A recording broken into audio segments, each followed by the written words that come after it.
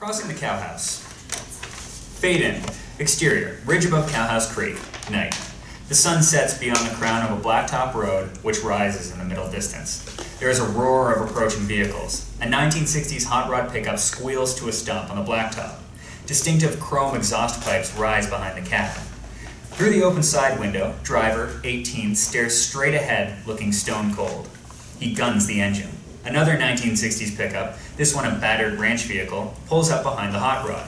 Its driver, teenager, 18, lays on the horn. The distraught teenager opens his door and steps out. The hot rod roars and burns some rubber as it blasts off the road. It slides to a stop after a short run. Teenager steps in the direction of the hot rod. After a few steps, the hot rod roars forward again. It stops. As debris from the hot rod settles, teenager sits in the dirt, his face buried in his hands. Driver looks at teenager in the truck's side view mirror. Teenager looks up, and in that instant, driver says, "Goodbye."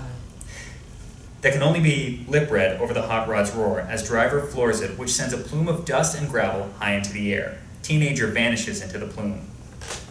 The hot rod fishtails in the loose earth as it rockets forward, accelerating into darkness, until the taillights abruptly descend and disappear. There follows a horrendous crash of metal and stone, and burst of flame which rises and illuminates a ridgeline and a wailing teenager. Exterior. Rocky recess, Cowhouse Creek. Day. It is a crisp Texas morning in the fall of 1988. A sunrise stretches overhead above a craggy limestone ridge. The water of Cowhouse Creek is shallow here. In one direction, the creek winds its way out of sight. In the other, partially buried a few dozen yards away, rests the rusting hulk of a vehicle. It's crumpled, nearly rusted out, but one distinctive chrome exhaust pipe survives. Mitch Wimmer, 16, a gangly, red-headed boy, sits in a rocky crevice above the creek. He wears jeans, battered Red Wing boots, and a basketball logo sweatshirt. A few personal possessions about indicate that this place is not just some random spot. Mitch shifts his weight and an open algebra book slips from his lap. It lands on top of a WWE Pro Wrestling magazine with a grimacing Andre the Giant on the cover. Mitch speaks with a gentle, subtle Texas accent. Oh, crap. Mitch ignores the fallen book, shifts a flat stone at his feet, and paws around in the dirt. After some digging, he removes a large glass jar. As he unscrews the lid, the cover of a Playboy magazine comes into view through the glass. Mitch removes a package of Red Man chewing tobacco. He squeezes a pinch and, with a sour look, stuffs it behind his lower lip. He returns the jar to its hiding place. Mitch sets aside the algebra book, and Andre the Giant stares up at him. He picks up the magazine and leafs through it, lingering on each page. He loves this stuff. Mitch stops on a particular page. Insert, an advertisement reading in part. WrestleMania 4. Andre the Giant versus Hulk Hogan, 4-hour spectacular. Dallas, Texas Reunion Arena, November 27, 1988. Back to scene. Mitch pumps a fist. Holy cow! He leans over and spits a gooey brown stream of saliva, leaving a long drip on his chin. Crap. He wipes his chin. The distant trumpet of a train horn catches Mitch's attention. Mitch scrambles to his feet. The train horn sounds 3 more times in rapid succession, while Mitch gathers the algebra book and Andre the Giant. He stows them in a backpack. Bobby, 18, is Mitch's best friend. His accent is much more of a deep Texas drawl. Hey, Mitch. The voice comes from behind and above Mitch, who does not appear surprised by the voice. Bobby, Andre the Giant is going to be in Dallas. Yeah? When? Next month. Hang on, I'm coming up. Mitch removes the plug of tobacco, spits cleanly this time, then removes and slings the plug into the creek. He expertly uses various limestone ledges to climb up from the creek side to the ridge above. Interior/exterior, late model dually pickup truck, moving, day. Clayton Wimmer, late 30s, drives. His wrist hangs loosely over the top of the steering wheel. Clayton has reddish hair, a medium build, and is dressed in pressed jeans and polished boots. He's a city slicker Texan.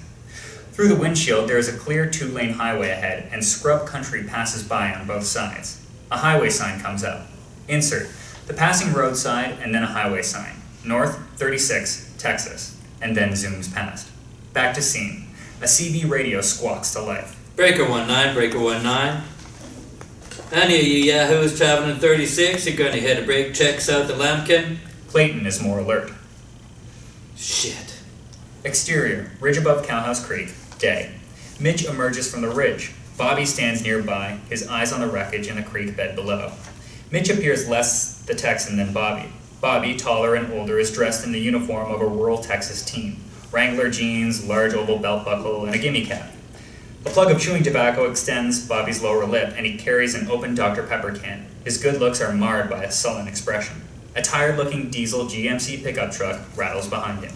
My dad spilled the beans. Mitch follows Bobby's gaze. What do you mean? The wreck. A kid my age killed himself back 20 years ago. Drove straight off a cliff. Oh, man. Who was it? I don't know. Dad shut up right quick. There's a brief cackle of static from a CB radio through the open window of Bobby's truck.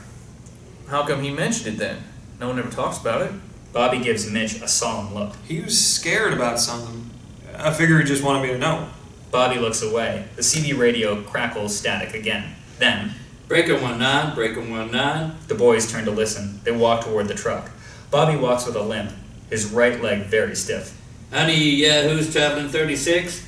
You're gonna hit a brake check south of Lankin. Don't tell anybody. Okay. Hey, ask your dad to drive us to Dallas. Bobby shrugs. If I had a dad, I'd ask him. We gotta go! Mitch gives Bobby a long look and then punches him playfully on the bicep. Hey, you should at least be excited about doing this. Come on. Bobby spits into the Dr. Pepper can. Yeah, you're right. I'm excited. Bobby pulls open his driver's door by reaching through the open window and uses the inside latch. Oh yeah? Then tell your face. Mitch tosses his backpack into the bed of the truck. The CB radio crackles once more. Breaker 19, 1052 on Highway 36. Mile marker 22, several DOAs. Take alternate routes. Bobby hits the squelch button as Mitch glances at his wristwatch. That's pretty close. Let's check it out.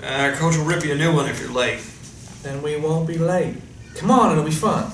Bobby scrambles into the driver's seat, awkwardly because of his stiff leg. All right, get in. Mitch leaps over the sidewall into the bed of the truck as Bobby grinds into first gear. The pickup bounces away until it hits a blacktop road where it peels off.